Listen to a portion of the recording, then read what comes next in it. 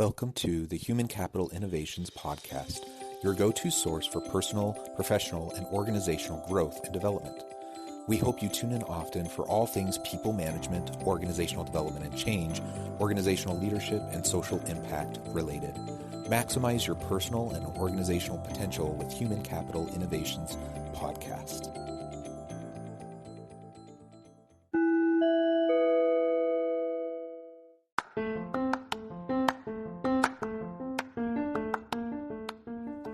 Welcome to the Human Capital Innovations Podcast. In this HCI podcast episode, I talk with Rosie Ward about rehumanizing the workplace after COVID, civil unrest, and a fractured economy.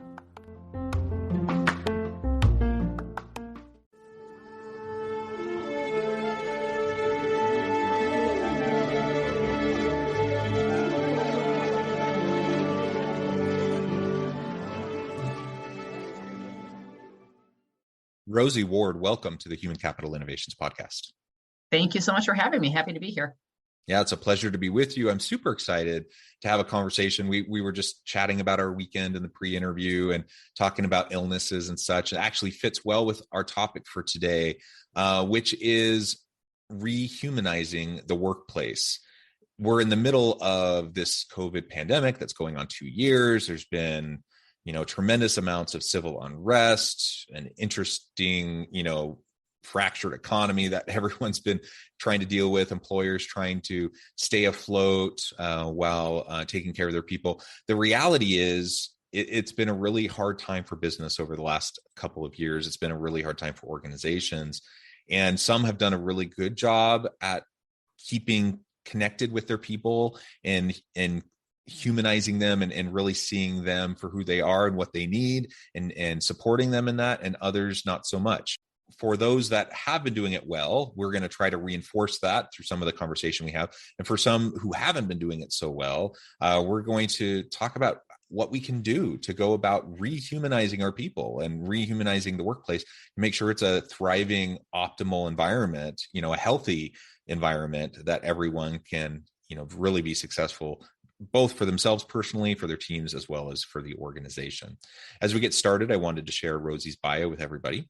Rosie Ward is a nonstop powerhouse, sought-after speaker, writer, coach, and accomplished consultant. She has spent more than 20 years in worksite health promotion and organizational development, blending the disciplines to work with executive and leadership teams to enhance effectiveness by shifting thinking patterns. Rosie has a PhD in organization and management, and she uses her extensive knowledge to help organizations develop and implement strategies to create a thriving workplace culture that values and supports well-being and the unique intrinsic needs of employees.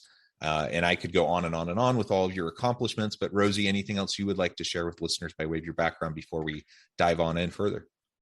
Yeah, no, I would just say that, I'm a lifelong learner and I just keep adding certifications and reading, and I just feel like this journey is never done. And I will just say that the more that I learn, there's nothing profoundly new anymore. It's just a reinforcer or someone saying it a different way, which is kind of reassuring that, there's no new breakthrough.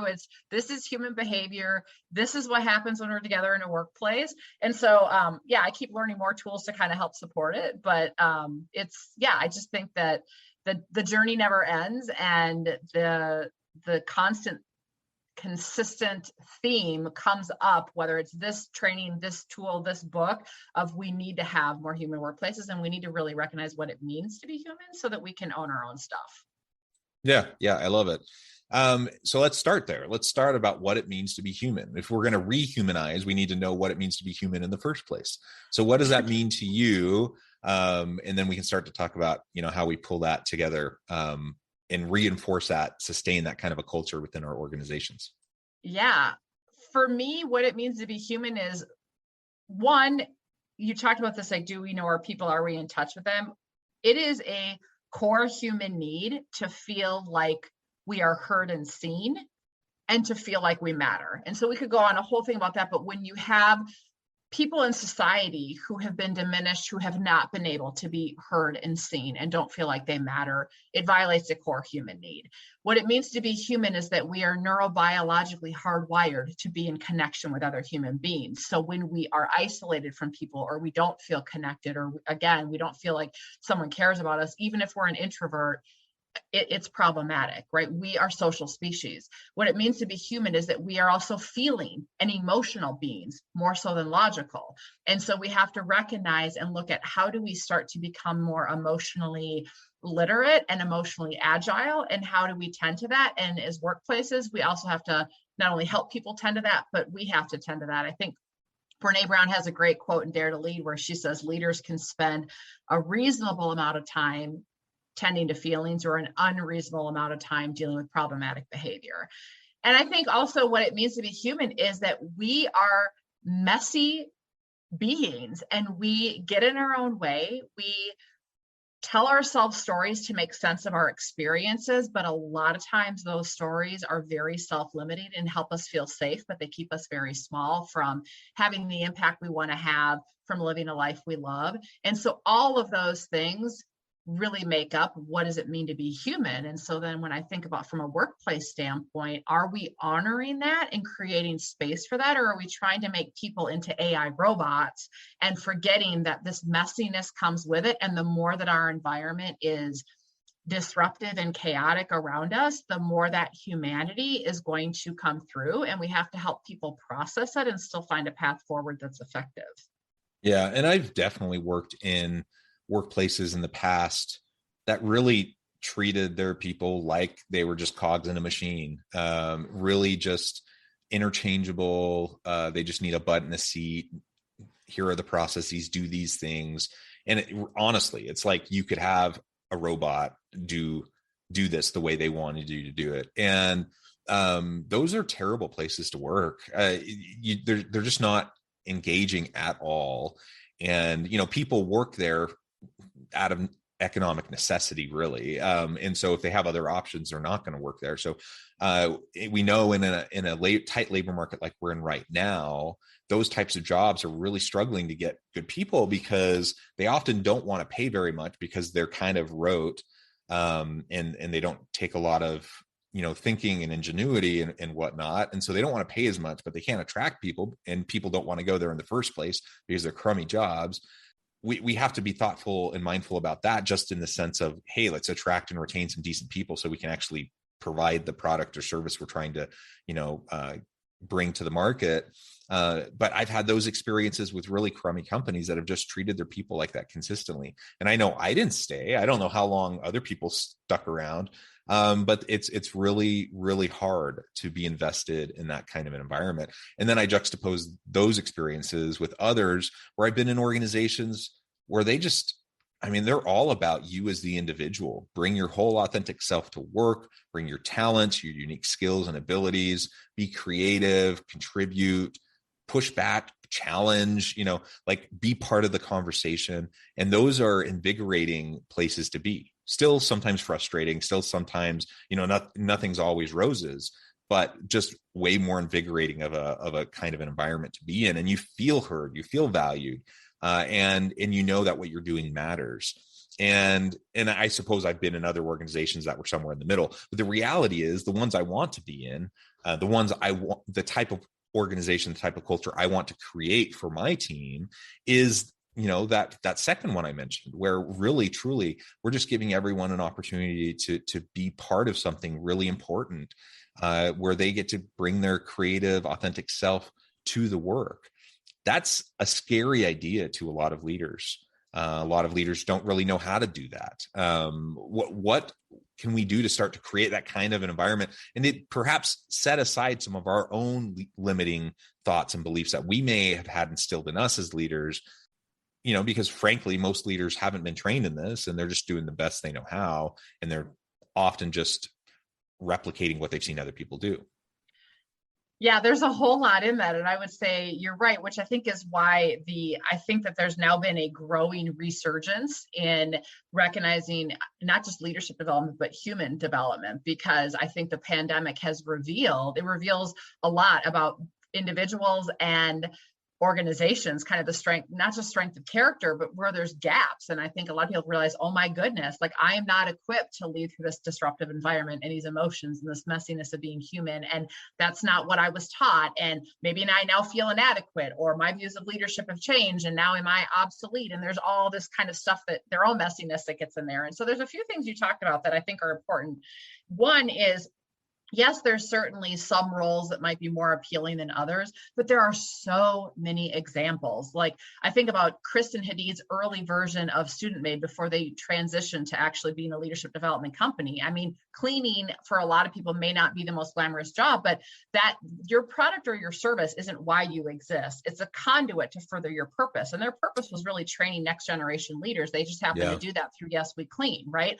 Or you look at the research on job crafting and you see, you know, when people feel like they're part of something. So you said something really important of, are they part of something? And so it's more about the company purpose, and it's not about your product or service. Your product or service is a conduit to help you further that purpose. Whether you are a truck driver, whether you are a restaurant worker, whether you are, you know, in cleaning services or sanitation or, you know, repair work, it doesn't matter. It's about, do you feel connected to a higher purpose, and you see that you are contributing to something bigger than yourself, and you're part of something bigger than yourself, and you're moving towards something. And that's a really important part. And so these organizations, like you think about, like, let's just take the hospitality industry, those that are struggling, I go to, it's not about the job, it's about their culture, because there are some that are not, right? And so why is it that in some of these types of work and types of positions, people, they're not going to put up with it anymore? I think the pandemic has had people rethink their priorities and go, you know, is this worth it? And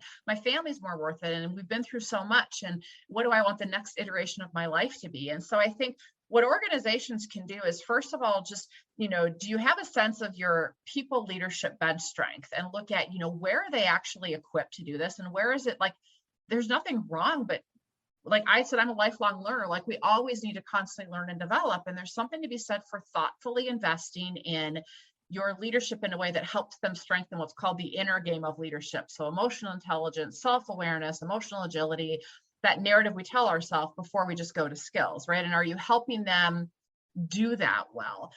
Are you creating an environment where everybody gets to show up as a leader, whether they have a formal role or not, right? And be heard and seen and valued. And some of this is just kind of human connection, human dynamics 101, but we have to be retrained, right, to do that. And so I think rather than looking at it as scary, it's more of, gosh, I have this opportunity to have such an impact that I haven't had before. I have an opportunity to use old school Jim Collins, go from good to great. I have an opportunity here to really leave a mark or leave a legacy. Like, it's, how do you shift that story of, ooh, this is scary, I haven't learned how to.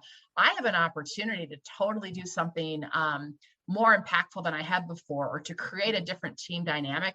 How exciting is that?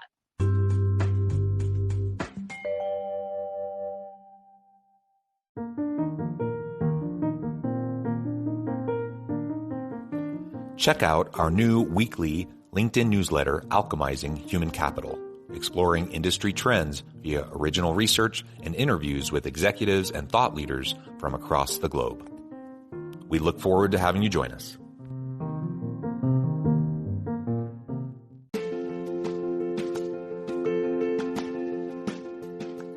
Bluer Than Indigo Leadership, the journey of becoming a truly remarkable leader. Early in my adult life, I learned about an Asian proverb that translates as bluer than indigo. If you think about the color indigo, it is a brilliant, deep, and vibrant blue, what some would call the bluest of blues. To have something that is bluer than indigo is rare and truly remarkable. Contrary to popular myth, there is no one-size-fits-all or cookie-cutter approach to effective leadership. There is no silver bullet, no secret sauce, no go-to model that will solve all of your problems. The truth is, great leaders have all had their unique strengths and flaws, and have all had to discover and then pave their own distinctive path in their life's journey to fulfill their leadership potential. Bluer Than Indigo Leadership will help you discover your own path and explore those ordinary, everyday actions that will help you respond to an uncertain future and produce extraordinary results for individuals, teams, and organizations.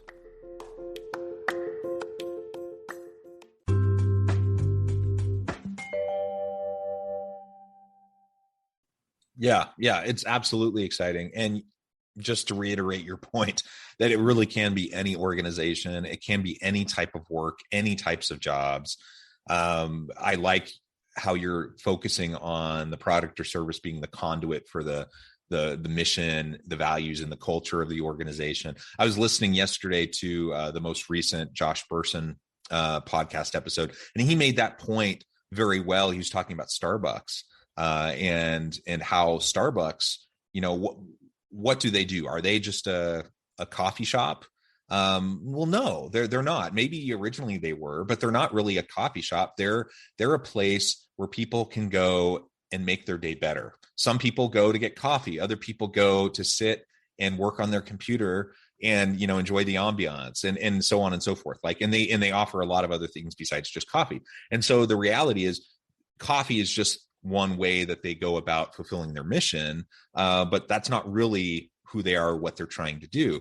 And there are thousands of examples of companies that try to do this. And then there are thousands of examples of companies that don't do this or do it very poorly. And so absolutely focus on what your core mission and values are. And then whatever product or service you're trying to provide or create to add value to the market, that's the conduit to allow you to engage your people, to involve them and connect with them and have them connected to something more meaningful, more purposeful, more fulfilling.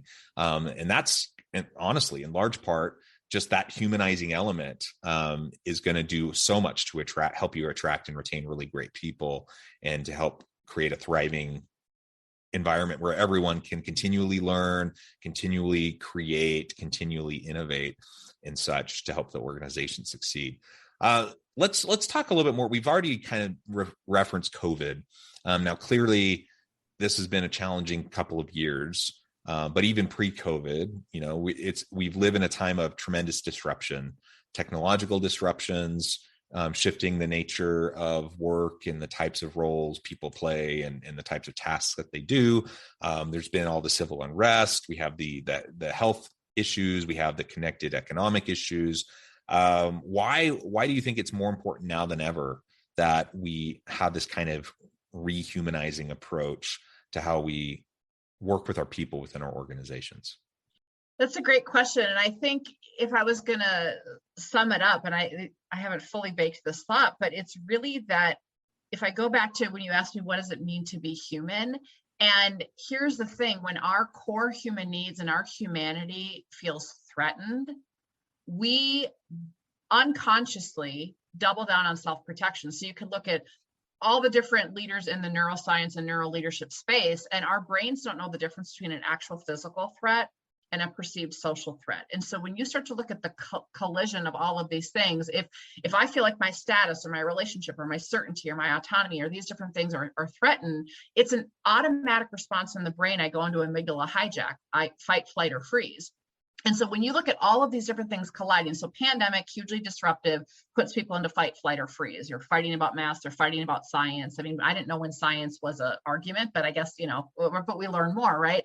And you look at what's happening with the civil unrest and people being dehumanized because it makes it easier for me to diminish or belittle another group, right? Or, oh my gosh, it's really unsettling. I live in Minneapolis. That's where George Floyd was murdered. I remember, when it all started, and I just started to be so uncomfortable and lean into, oh my gosh, I'm a white female. I never learned this stuff growing up. Well, I can double down and go, oh, shouldn't teach that. Or I want to learn what's real because I need to understand, right? And so I think there's an opportunity to lean into curiosity and to lean into getting to know people as human beings, not this idea we've created, not this dehumanization filter story we've told ourselves. And so with all of this stuff happening, our common humanity is it's in our human DNA to get triggered, to use Brene Brown's language, to armor up and self-protect.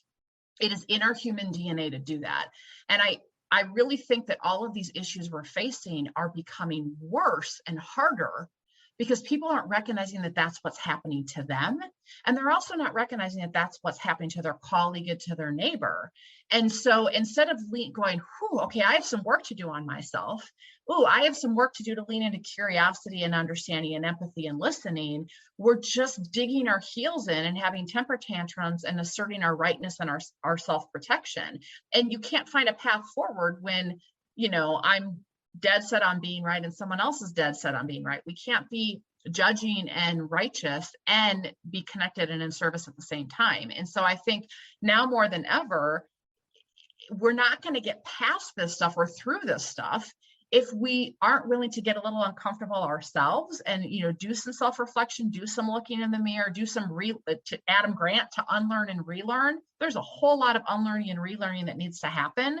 And so if we aren't equipped with some skills of how do I do that, and we don't collectively do that, it's going to be really hard to find a path forward. And so I just think these are such important issues and such important times.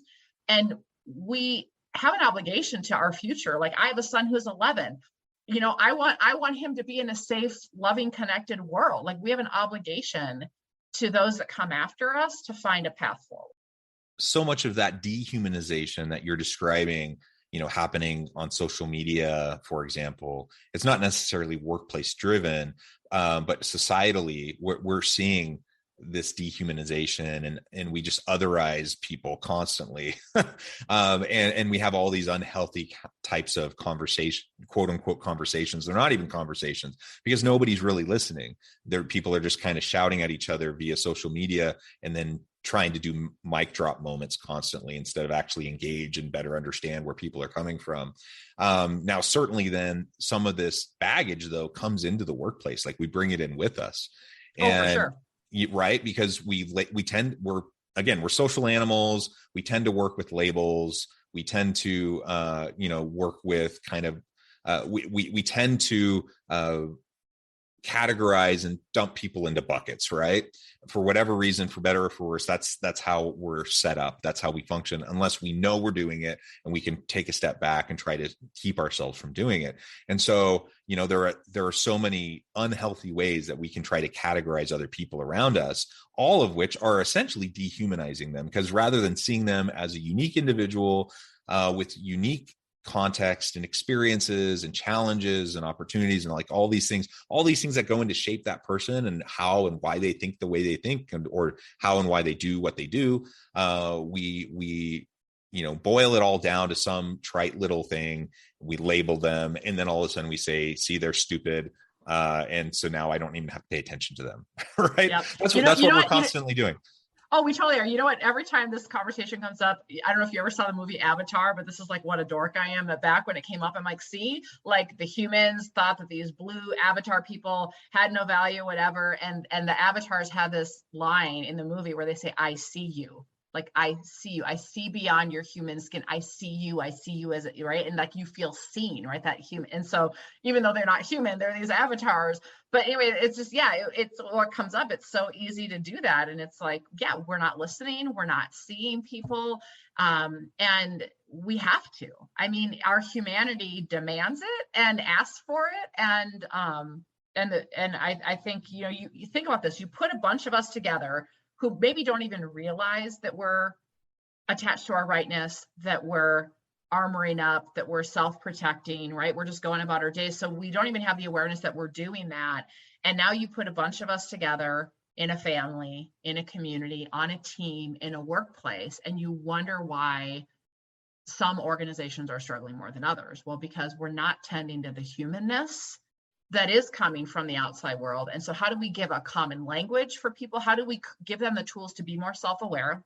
How do we create a common language so that we can name it, we can own it, and we can help each and support one another to move past it, right?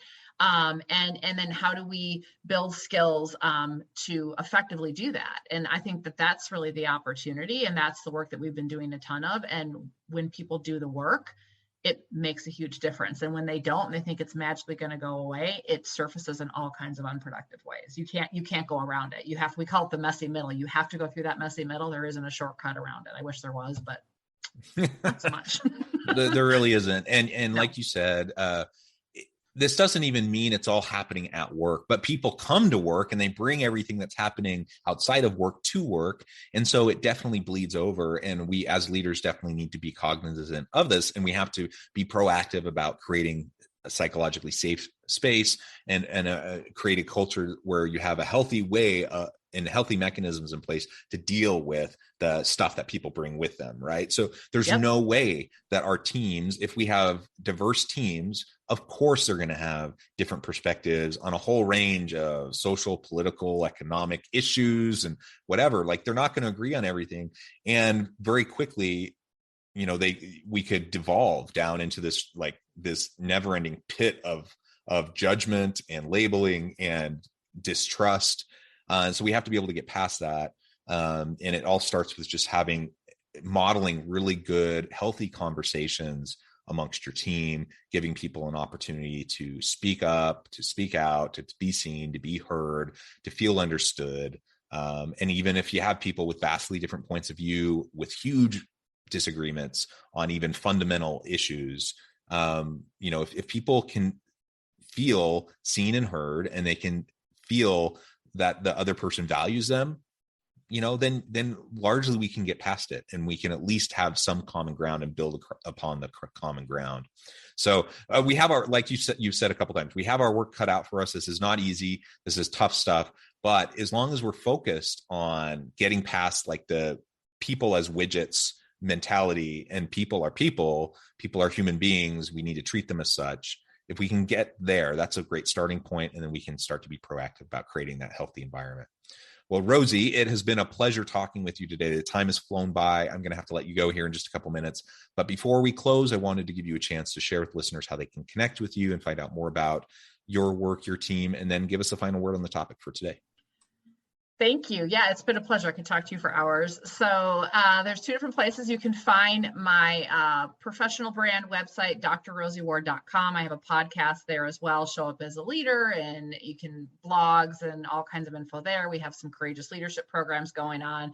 My business website is salveopartners.com, and that's where you can get in touch for leadership development, purpose work, consulting. We also have we train other consultants in our platforms, and we also have a couple books there as well. On social media, I'm on Instagram and Facebook, Dr. Rosie Ward, on Twitter, Dr. Rosie. You can find me on LinkedIn. So I'd be happy to chat more and connect. And I'm just thankful that anybody that wants to sees an opportunity for a better future. It's not easy. There is a messy middle, but I always say, one of my driving forces is building community, that this is not a solo journey, that culture is not the CEO's responsibility or the HR person's responsibility, it's everybody's. And I get so inspired by this community we've been building of, I'll just say, kick-ass leaders who are out there trying to create more human workplaces, and they inspire me each and every day. And so I just think more people that are out there trying to advocate for human workplaces, the better we're all going to be. I love it. Thank you, Rosie. It's a pleasure. I encourage listeners to reach out, get connected, find out more about what Rosie and her team can do for you. And as always, I hope everyone can stay healthy and safe, that you can find meaning and purpose at work each and every day. And I hope you all have a great week.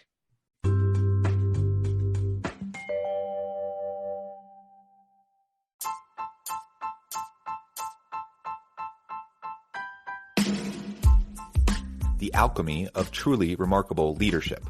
Ordinary, everyday actions that produce extraordinary results.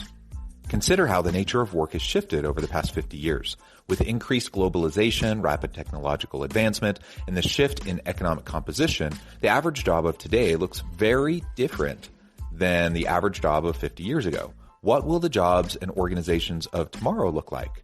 Moreover, what does this all mean for organizational leaders?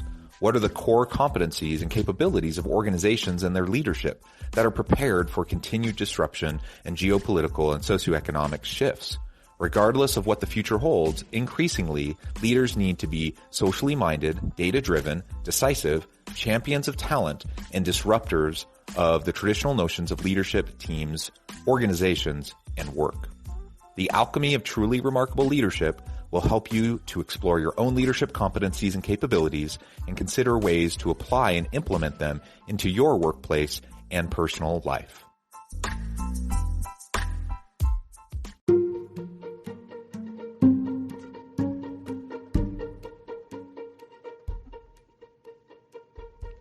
Check out Human Capital Innovations magazine, Human Capital Leadership.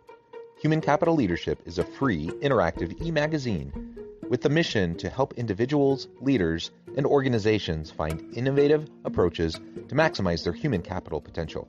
We publish issues quarterly in August, November, February, and May. Take a look at the latest issue and let us know what you think.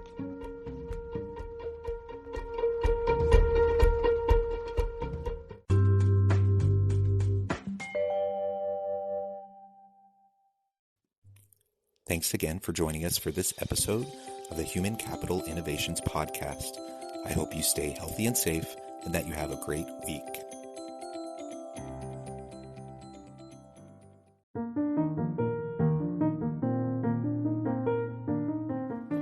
Check out our new weekly LinkedIn newsletter, Alchemizing Human Capital, exploring industry trends via original research and interviews with executives and thought leaders from across the globe.